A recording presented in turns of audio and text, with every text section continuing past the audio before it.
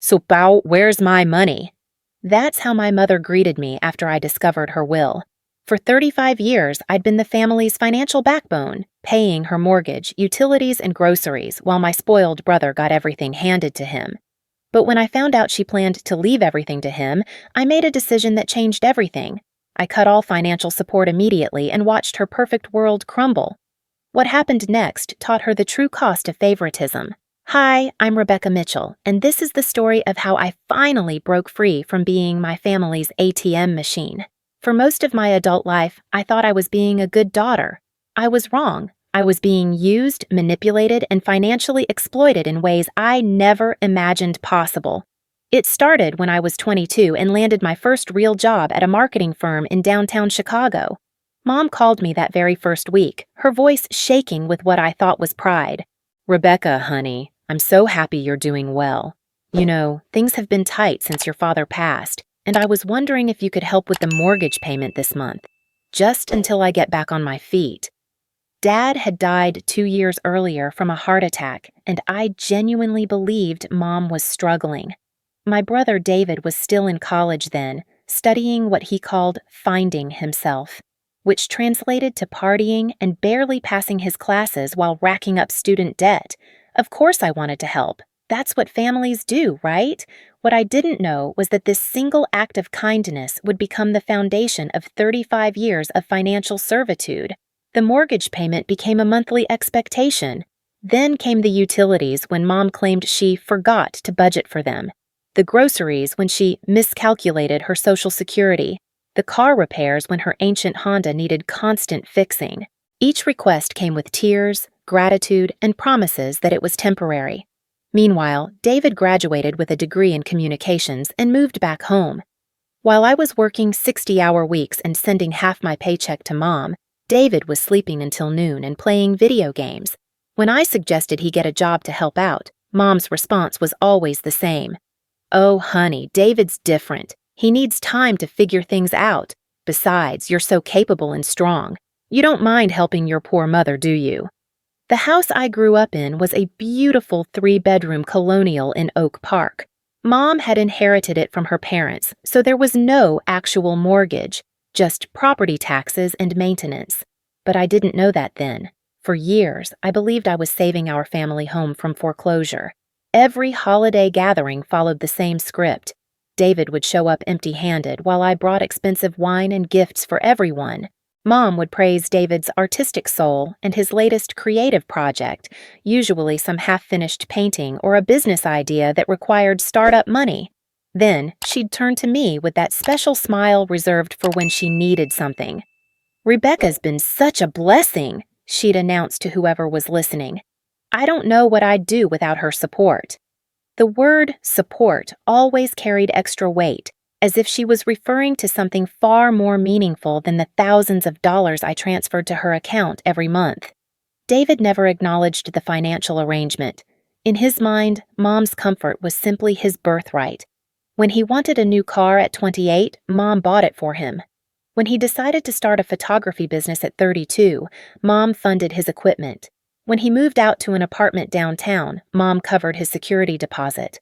"Where does all this money come from?" I finally asked during one particularly expensive David-related purchase. "Oh, you know," Mom waved dismissively. "I've been saving. Your father left me more comfortable than I let on." That should have been my first real warning sign. But I was so deep in the family programming by then that I just felt grateful she was finally stable enough to help David too. The requests for my help never stopped, though. If anything, they increased. Mom's emergencies became more frequent and expensive. A new roof, a furnace replacement, medical bills from procedures that insurance apparently didn't cover. Each crisis required immediate attention and my immediate financial response. I never questioned why these emergencies always seemed to happen right after David's latest expensive need was met. I never asked to see the bills or receipts. I just transferred the money like the good daughter I thought I was being. By the time I turned 35, I had given my mother over $400,000. I knew this because I finally decided to calculate it during a particularly sleepless night when another urgent request had cleaned out my savings account. $400,000 that could have been my house down payment, my retirement fund, my emergency cushion. Instead, it had disappeared into the black hole of Mom's needs. David, meanwhile, had never contributed a single dollar to household expenses, even during the years he lived at home. He now had his own apartment, a new car, professional photography equipment, and what he called his creative freedom, all funded by Mom's mysterious reserves. I was working as a senior marketing director by then, making good money but living paycheck to paycheck because of the constant financial drain. My friends were buying houses and going on vacations while I was rationing groceries to make sure I could cover Mom's latest emergency. "You need to set boundaries," my friend Sarah told me over coffee one afternoon.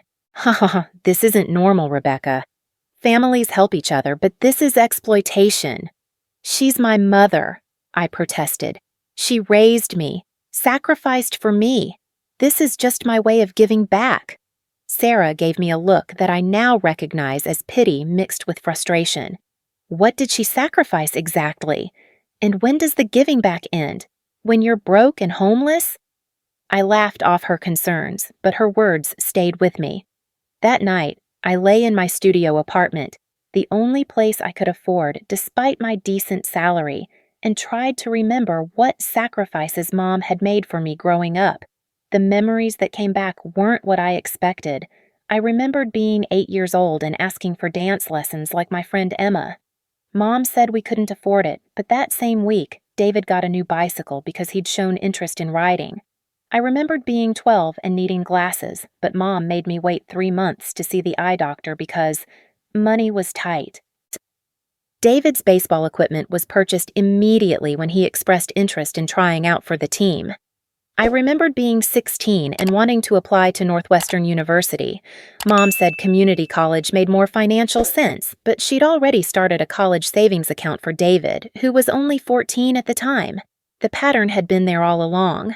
I had just been too programmed to see it. But the worst memory came flooding back as I sat in my tiny apartment, surrounded by thrift store furniture while calculating how much money I'd given away. I was 19 and had received a partial scholarship to attend the University of Illinois. I needed $3,000 to cover the remaining costs for my first semester. "I wish I could help you, honey," Mom had said, dabbing at her eyes. "But things are just so tight right now. Maybe you could take a year off and work, save up some money?" That same month, she had bought David a used car as an early 16th birthday present. I had worked double shifts at a restaurant and taken out student loans to cover what my scholarship didn't. I graduated with debt that took me years to pay off. David's college experience was fully funded, debt-free, and apparently stress-free since he barely graduated. Lying there in my cramped apartment, I felt something crack open inside my chest. It wasn't anger yet, it was recognition. For the first time in my adult life, I was seeing the real pattern instead of the fairy tale I'd been telling myself about family duty and maternal love. But recognition wasn't the same as action. I still sent the money when Mom called with her next emergency. I still showed up to family dinners with expensive wine and listened to David talk about his latest creative project. I still played the role of the successful daughter who was happy to support her aging mother. The programming ran too deep to break with just one moment of clarity. The real awakening didn't come until 6 months later, when Mom made a comment that she probably thought was innocent. We were having lunch at her favorite restaurant, which I was paying for, naturally, when she started talking about her future. "I've been thinking about my will lately," she said, cutting into her salmon. "You know, making sure everything's in order. I want to make sure David is taken care of when I'm gone." Something cold settled in my stomach. "What about me?" Mom looked surprised, as if the question had never occurred to her. "Oh, honey, you're so capable. You'll be fine no matter what. But David, well, you know David. He needs security. He's more sensitive, more artistic. He needs someone to look after him." "Someone like me, you mean?" "Well, yes.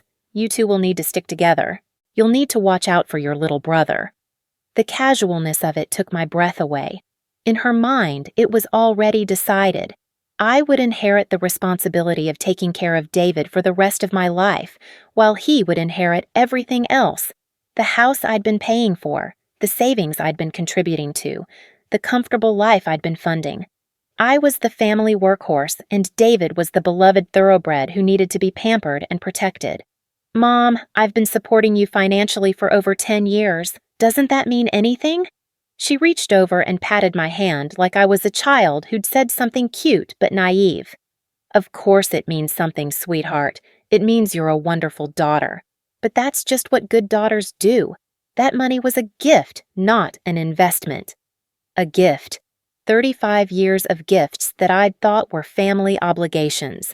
$400,000 in gifts that I'd scraped together from overtime work, skipped vacations, and delayed dreams. I sat there staring at my mother as she continued eating her expensive lunch, and for the first time in my adult life, I saw her clearly.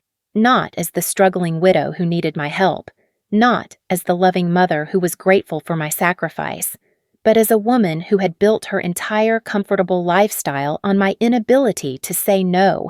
The recognition was followed immediately by a crushing wave of self-blame. How could I have been so stupid? How could I have let this happen for so long? How had I never seen what was right in front of me? But the blame was quickly replaced by something else.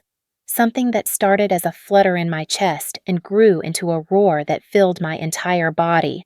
Rage. Pure, clean, righteous rage at being used, at being taken for granted, at being seen as nothing more than a source of income while my worthless brother was treated like a precious treasure who needed protection. I excused myself from lunch and drove home in a daze. That night, I couldn't sleep. I paced around my tiny apartment, finally seeing it through new eyes. This wasn't humble living or careful budgeting. This was poverty. I was living in poverty so that my mother and brother could live in comfort. The next morning, I called Mom and told her I needed to see her will. I said I wanted to help her organize her affairs, make sure everything was properly documented. "Oh, that's not necessary, honey. I have everything handled." "I insist, Mom. If I'm going to be responsible for David after you're gone, I should understand the full scope of the arrangement." There was a long pause. "Well, I suppose that makes sense. I'll have my lawyer send you a copy." 3 days later, the will arrived by email. I read it sitting at my kitchen table with a cup of coffee that went cold as I absorbed every word. The house whose mortgage I'd been paying for over a decade, left to David. The investment accounts, funded by my emergency contributions, left to David. The life insurance policy, with premiums I'd unknowingly been covering. Beneficiary David. My name appeared exactly once in the entire document. I trust that my daughter Rebecca will continue to provide guidance and support to my son David as he navigates life without his mother. Not even a token inheritance. Not even acknowledgement of what I'd contributed. Just an instruction that I should keep being David's ATM even after Mom was gone.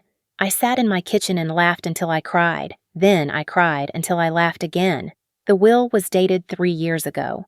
3 years during which I'd continued sending money for emergencies while Mom calmly planned a future that involved me taking care of David forever while receiving nothing in return. 3 years during which she'd looked me in the eye and accepted my money while knowing exactly how little she valued my sacrifice. I called in sick to work and spent the day researching financial elder abuse. I learned terms I'd never heard before: exploitation, manipulation, financial coercion. I read story after story of adult children who'd been trapped in the same cycle I was living. The most painful realization was that this wasn't accidental. Mom hadn't simply become dependent on my money over time. She had systematically cultivated my sense of obligation while protecting David from any responsibility. She had trained me to be the giver and him to be the taker. Every crisis had been manufactured. Every emergency had been timed. Every guilt trip had been calculated. I was not a loving daughter making sacrifices for her family. I was a victim of financial abuse. That night, I made a decision that would change everything. I was done. Done sending money. Done making excuses. Done being the family ATM while David lived his charmed, subsidized life. But I didn't call Mom immediately. Instead, I spent a week planning. I calculated every dollar I'd sent over the years. I documented every request and every transfer. I researched my legal options and my financial rights. Most importantly, I prepared myself emotionally for what I knew was coming. Mom wasn't going to take this quietly. There would be tears, guilt trips, manipulation, and probably anger when those tactics failed. I was ready for all of it. On a Tuesday morning, I sent Mom a text message. "I need to speak with you today. It's important." She called within 5 minutes, her voice bright with the particular cheerfulness she used when she sensed a financial request might be coming. "Wow, what's going on, honey? You sound serious." "I saw your will, Mom." The silence stretched so long I thought the call had dropped. "Oh," she finally said, her voice much smaller. "I see." "Do you? Do you really see? Because I'm not sure you understand what you've revealed." "Rebecca, let me explain." "There's nothing to explain. It's very clear. You've planned to leave everything to David while expecting me to continue supporting him financially for the rest of his life. That's what the will says, isn't it?" Another long pause. When she spoke again, her voice had shifted into the wounded, fragile tone she used when she was preparing to make me feel guilty. "I thought you understood. I thought you knew that David needs more help than you do. You're so strong, so capable. I knew you'd want what's best for your brother. What I want is to be treated like an equal member of this family instead of an unpaid caregiver." "That's not fair, Rebecca. I love you both the same." "No, Mom. You love David. You use me." The words hung in the air like smoke from a fire that had finally been lit. "How can you say that, after everything I've done for you?" "What have you done for me? I'm genuinely asking. What have you sacrificed for me that you didn't also sacrifice for David? What advantages have you given me that he didn't also receive?" She sputtered for a moment, clearly unprepared for the question. "I raised you. I fed you and clothed you and put a roof over your head. You did the same for David. That's called basic parenting, not special sacrifice. What else?" You know I love you. I've always been proud of you." Being proud of someone isn't the same as investing in them. When was the last time you spent your own money on something for me? When was the last time you sacrificed something you wanted to help me achieve something I wanted? The silence was deafening. "I can't remember either," I continued. "But I can remember dozens of times you spent money on David. I can remember dozens of times you sacrificed my needs for his wants." "Rebecca, please don't do this. Don't ruin our family over money." "I'm not ruining anything, Mom. I'm just finally seeing what was already there." And with that recognition, something inside me broke free completely. The guilt, the obligation, the desperate need for her approval. It all just stopped. For the first time in my adult life, I felt free. The clarity that came after that phone call was like stepping out of a dark room into sunlight. For the first time in 35 years, I could see my family situation for what it really was, not through the lens of duty and guilt that had been carefully crafted over decades, but through the clear vision of someone who had finally woken up. I spent the next 3 days researching everything I could about financial abuse within families. What I discovered was both validating and horrifying. There were names for what had happened to me: financial exploitation, parentification, scapegoating. There were entire support groups dedicated to adult children who had been systematically drained by their families while watching their siblings receive preferential treatment. The patterns were so consistent, it was like reading my own diary written by strangers. The designated responsible child who becomes the family ATM. The golden child who receives everything while contributing nothing. The parent who masterfully manipulates both dynamics while presenting themselves as helpless or deserving. I learned about something called trauma bonding, the way victims become psychologically attached to their abusers through cycles of punishment and reward. Every time Mom praised me for being so capable or such a blessing after I sent money, she was reinforcing my addiction to her approval. Every time she made me feel guilty for questioning the arrangement, she was strengthening my belief that I was wrong to want boundaries. But the most important thing I learned was that I wasn't alone, and I wasn't crazy. Armed with this new knowledge, I started documenting everything. I pulled bank statements going back 15 years and highlighted every transfer to Mom. I created a spreadsheet tracking the amounts, the supposed reasons and the timing. I saved text messages and voicemails. I documented David's lifestyle and expenses compared to his known income. The evidence was overwhelming. In the past 5 years alone, I had transferred over $180,000 to Mom's account. During that same period, David had received a new car, professional photography equipment, apartment deposits, and countless smaller gifts and bailouts. His total contribution to family expenses during those 5 years, $0. I also started building my support network. I called Sarah, my friend who had tried to warn me months earlier, and told her everything. She listened without judgment and then said something that changed my perspective completely. "Rebecca, you're not just a victim here. You're also an enabler. Every dollar you've sent has allowed this dysfunction to continue. Every crisis you've solved has prevented them from learning to solve their own problems. You think you've been helping, but you've actually been hurting everyone involved, including yourself." It was a hard truth, but it was accurate.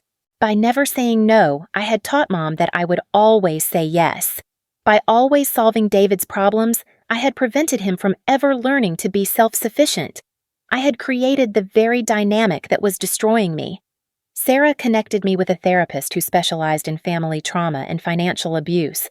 Dr. Martinez listened to my story and helped me understand the psychological mechanisms that had kept me trapped for so long. Children of narcissistic parents often develop what we call a fixer mentality, she explained during our third session. You were trained from childhood to believe that your value as a person was tied to what you could provide for others. Your mother didn't see you as a separate individual with your own needs and dreams. She saw you as an extension of herself, specifically the extension responsible for solving problems and providing resources. But David wasn't treated that way. No, because he was serving a different function in her psychological ecosystem. He was the extension that provided her with ego validation and emotional satisfaction. You were the extension that provided practical support and financial security. Both of you were objectified, just in different ways. This perspective helped me understand why David had never questioned the arrangement either. He hadn't been raised to see me as a sister who was making sacrifices for the family. He'd been raised to see me as someone whose natural role was to provide support. To him, my financial contributions were as natural and expected as Mom making dinner or the sun rising in the morning. The therapy sessions also helped me prepare for what I knew was coming next. Dr. Martinez walked me through the typical responses when someone tries to break free from an established family dynamic: denial, bargaining, anger, smear campaigns, and sometimes even threats. Your mother has built her entire lifestyle around your financial support, she warned me. She's not going to let go of that without a fight. You need to be prepared for her to use every psychological weapon she's developed over the years. I was ready. 2 weeks after our confrontational phone call, I implemented my plan. I sent Mom an email that I had written and rewritten dozens of times. Mom, after reviewing your will and reflecting on our conversation, I have decided to discontinue all financial support effective immediately. I will no longer be paying for any expenses related to your household, your car, your medical needs, or any other costs. This decision is final and non-negotiable. I need time and space to process our relationship, so I will not be available for phone calls or visits for the foreseeable future. I wish you well. Rebecca. I sent a copy of the email to David with an additional note. As you can see, I will no longer be subsidizing Mom's lifestyle. Since you're inheriting everything, it makes sense for you to start taking responsibility for her care now instead of waiting until after she's gone. Then I blocked both of their phone numbers and social media accounts. The immediate response was exactly what Dr. Martinez had predicted. Within hours, I had voicemails from Mom's sister, her neighbor, and 2 family friends, all delivering variations of the same message. Mom was devastated. She didn't understand what had gotten into me, and I needed to call her immediately to work things out. I didn't respond to any of them. The next wave came 3 days later when the financial reality started to sink in. Mom's mortgage payment was due. The payment I had been covering for over a decade. Her utilities were scheduled for automatic payment from an account that I had been funding. Her credit card bills were about to arrive with balances she couldn't cover. That's when the real panic began. My uncle called first. Rebecca, your mother is beside herself. She says you've cut off all contact and stopped helping with expenses. What's going on? This isn't like you. It's exactly like me, Uncle Pete.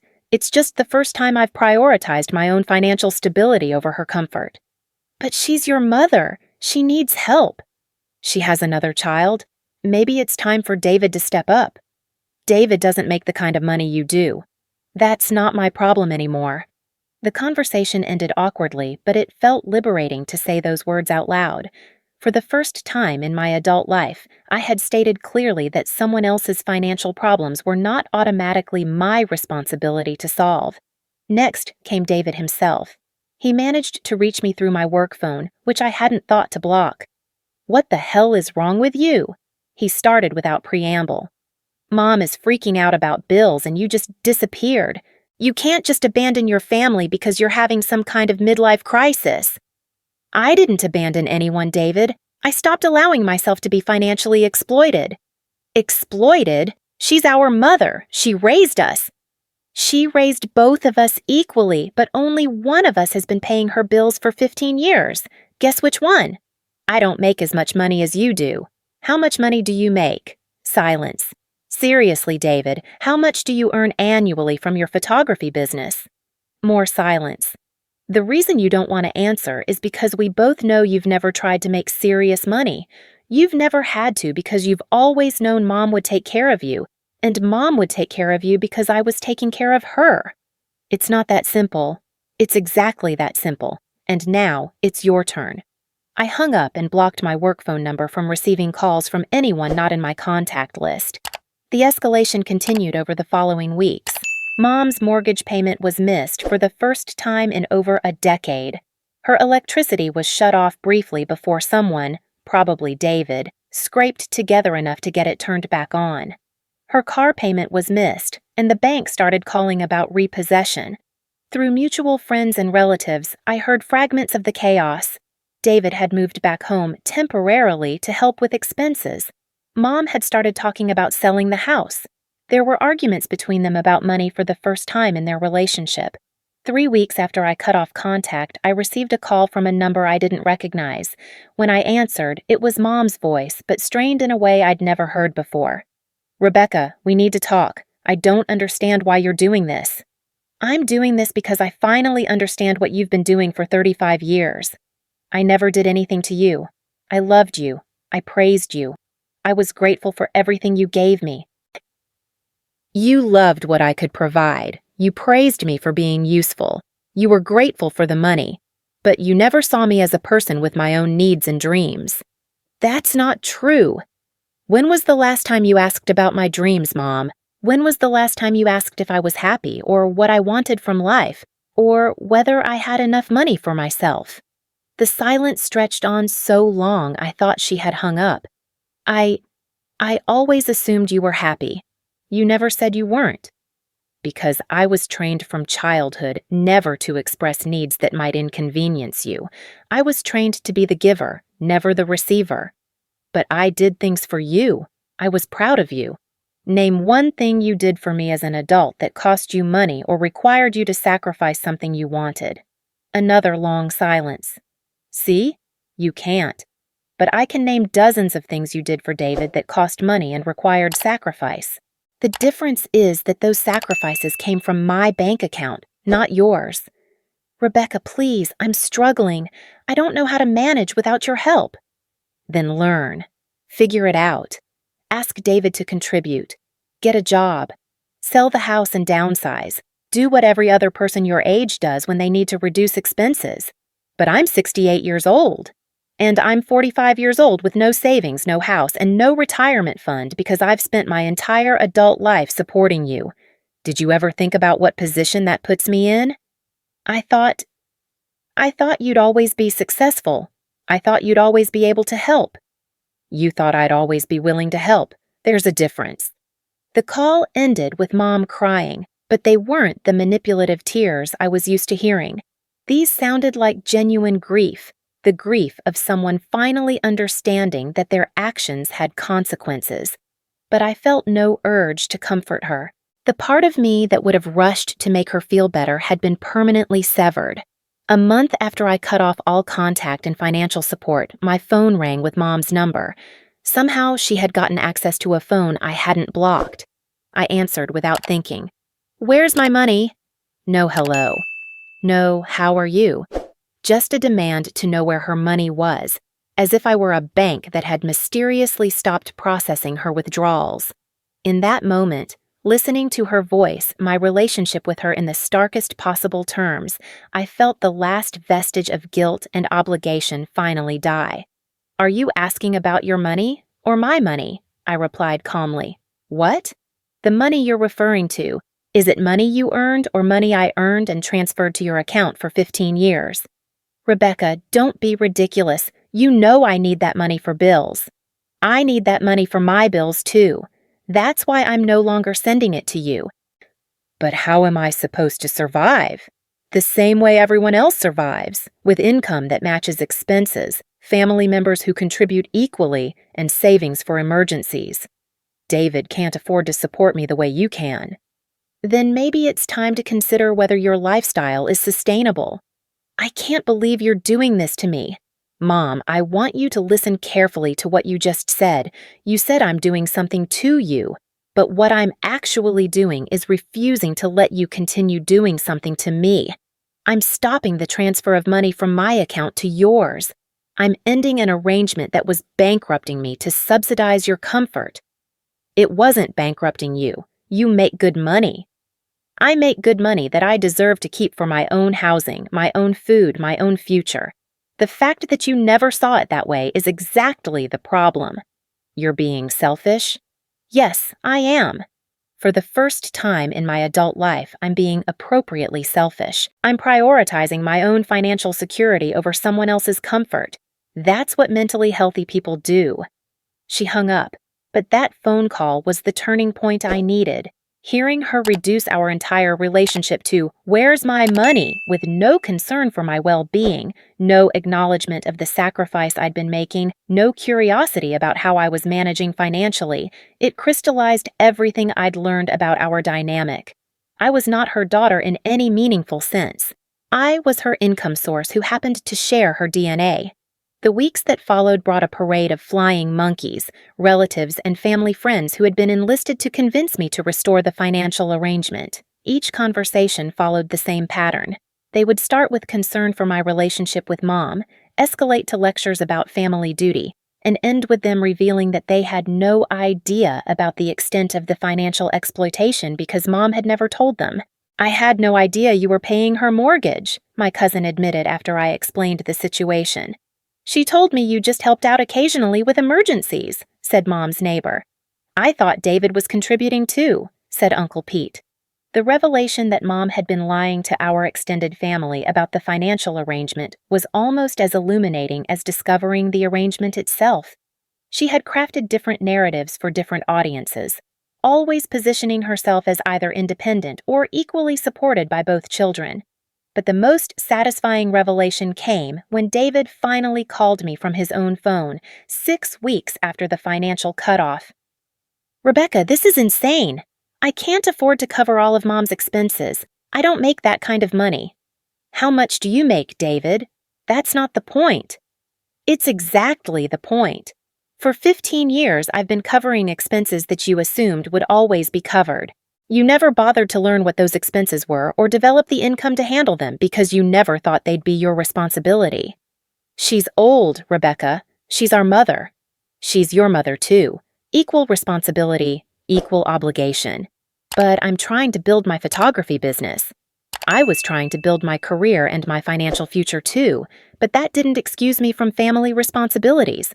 Why should it excuse you?" Because you're better at making money." "I'm better at making money because I had to be. I've been supporting 3 people on one income for over a decade. You've been supporting one person, yourself, on whatever income you felt like earning. I don't know what you want from me. I want you to grow up. I want you to take responsibility for your own life and contribute equally to our mother's care. I want you to stop expecting me to fund your lifestyle choices." "I can't afford her mortgage payment." "Then maybe she can't afford that house." "She can't just sell the house? She's lived there for 40 years. People downsize when their circumstances change. It happens all the time. But it's her home. It was my income that was keeping her in that home. If you can't replace that income, then her circumstances have changed. The conversation ended with David angry and frustrated, but for the first time in his life, he was being forced to confront the real cost of the lifestyle he'd taken for granted. 2 months after cutting off financial support, I heard through the family grapevine that Mom had put the house on the market. David had moved back home permanently and was actively marketing his photography services for the first time in his adult life. Mom had applied for part-time work at a local department store. Their old system had completely collapsed without me there to fund it. But instead of feeling guilty about their struggles, I felt something I hadn't experienced in decades: pride in myself. I had broken free from a psychological prison that had been carefully constructed over 35 years. I had stood up to manipulation, guilt-tripping, and social pressure from my entire extended family. I had prioritized my own well-being over someone else's comfort for the first time in my adult life. And most importantly, I had forced my family to confront the reality of their financial situation without me as a crutch. The house sold within 3 months. Mom moved into a small apartment that she could afford on her part-time salary and Social Security. David found a roommate and started taking photography jobs he previously would have considered beneath him. For the first time in their adult relationship, they had to communicate honestly about money, expenses, and contributions. There were arguments and tears and accusations, but there was also something that had never existed before: genuine interdependence instead of my subsidized codependence. 6 months after cutting contact, I ran into Mom at the grocery store. She looked older, tireder, but not broken. When she saw me, her face went through a series of emotions: surprise, hope, anger, resignation. "Hello, Rebecca." "Hello, Mom." We stood there for a moment, and I realized I felt nothing. Not anger, not guilt, not love, not hatred. Just nothing. "How are you?" she asked. "I'm well. How are you?"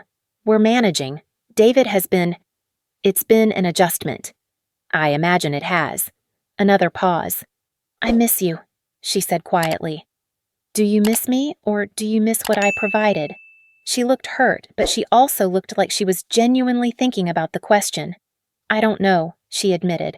"I don't know the difference anymore." "That's honest," I said. "Maybe that's something you can figure out."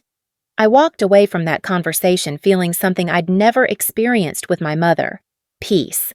She had finally acknowledged, however indirectly, that our relationship had been built on financial transaction rather than genuine connection. And I had demonstrated that I was strong enough to walk away from that transaction when it was no longer serving me. For the first time in my life, I was free to discover who Rebecca Mitchell really was when she wasn't defined by her usefulness to others. The woman who emerged from that discovery was someone I was proud to be.